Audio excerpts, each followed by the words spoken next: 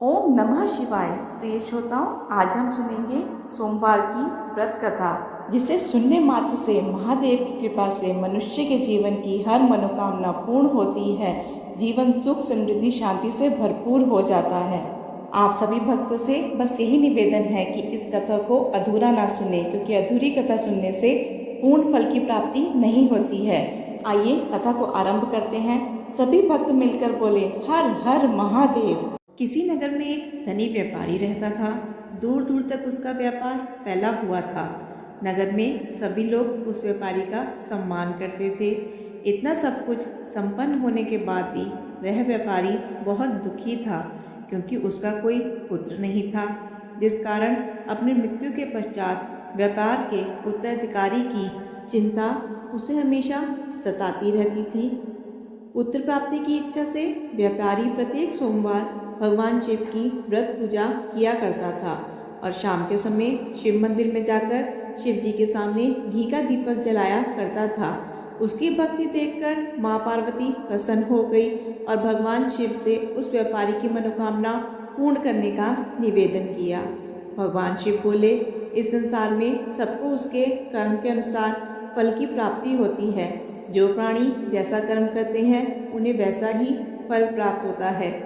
शिवजी द्वारा समझाने के बावजूद माँ पार्वती नहीं मानी और इस व्यापारी की मनोकामना पूर्ति हेतु वह शिवजी से बार बार अनुरोध करती रही। अंततः माता के आग्रह को देखकर भगवान भोलेनाथ को उस व्यापारी को पुत्र प्राप्ति का वरदान देना पड़ा। वरदान देने के पश्चात भोलेनाथ माँ पार्वती से बोले, आपके आग्रह पर मैंने पुत्र प्राप्ति का वरदान दे तो दिया, परंतु इसका पुत्र 16 वर्ष से अधिक समय तक जीवित नहीं रहेगा।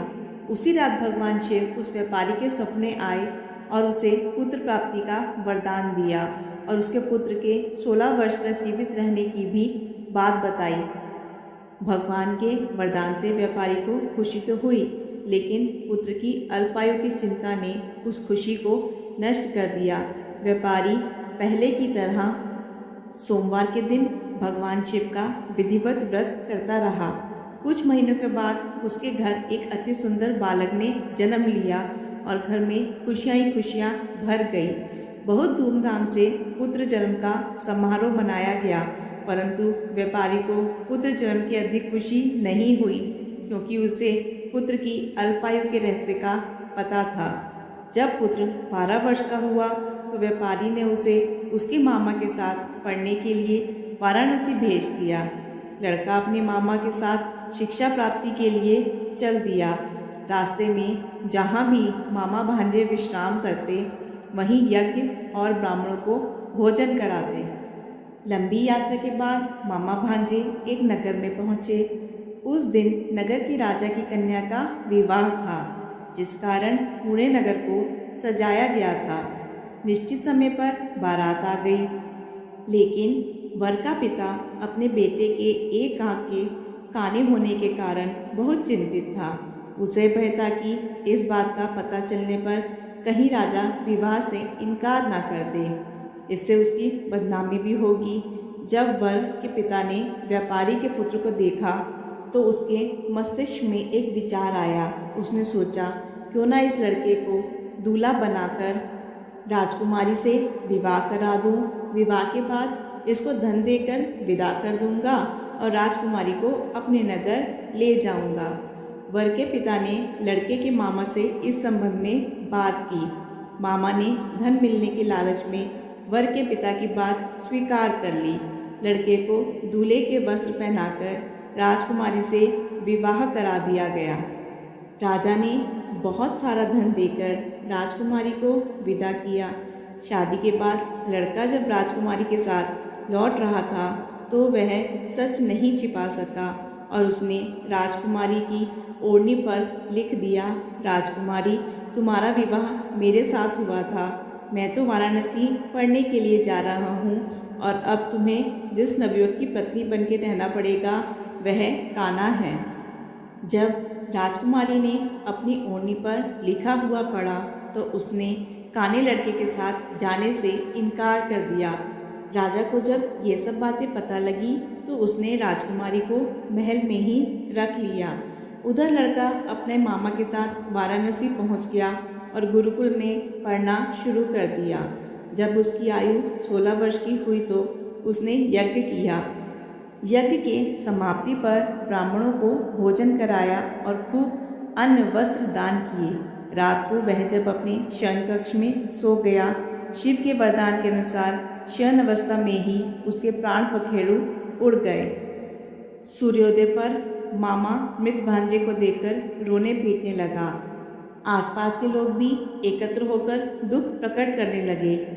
लड़के के मामा के रोने विलाप करने के स्वर समीप से गुजरते हुए भगवान शिव और माता पार्वती ने भी सुने।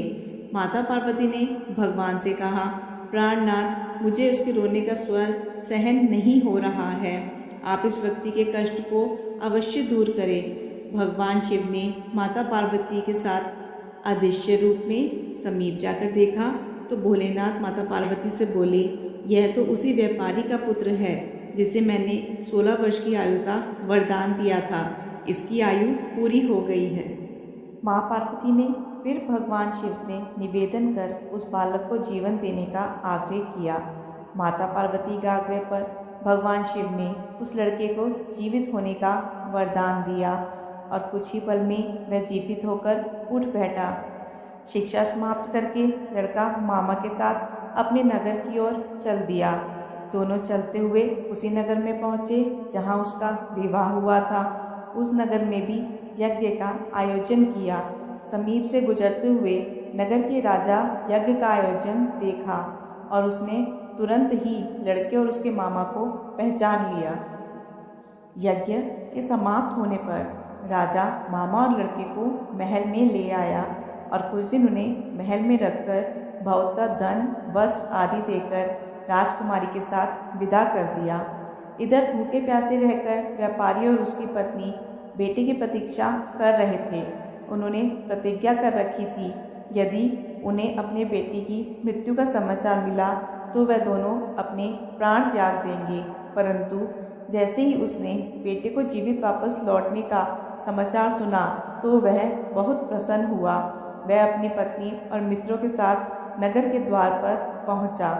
अपने बेटे के विवाह का समाचार सुनकर पुत्रवधू राजकुमारी को देखकर उसकी खुशी का ठिकाना ना रहा। उसी रात भगवान शिव ने व्यापारी के स्वप्न में आकर कहा, हे श्रेष्ठी, मैंने तेरे सोमवार के व्रत करने और व्रत कथा सुनने से प्रसन्न होकर तेरे पुत्र को लंबी आयु प्रदान की है। पुत्र की लंबी आयु जानकर व्यापारी बहुत प्रसन्न हुआ। शिव भक्त होने तथा सोमवार का व्रत करने से व्यापारी की सभी मनोकामनाएं पूर्ण हुई। इसी प्रकार जो भक्त सोमवार का विधिवत व्रत करते हैं और व्रत कथा सुनते हैं, उनकी सभी इच्छाएं पूरी होती है। जय महादेव की। महादेव की कृपा से इस कथा को सुनने वाले, ओंकार भरने वाले हर भक्त के जीवन में खुशियां भरपूर हो, हर मनोकामना पूर्ण हो। यह थी आज की वीडियो। आपको वीडियो पसंद आए तो वीडियो को लाइक शेयर ज़रूर कीजिएगा और कमेंट बॉक्स में हर हर महादेव ज़रूर लिखिएगा। धन्यवाद।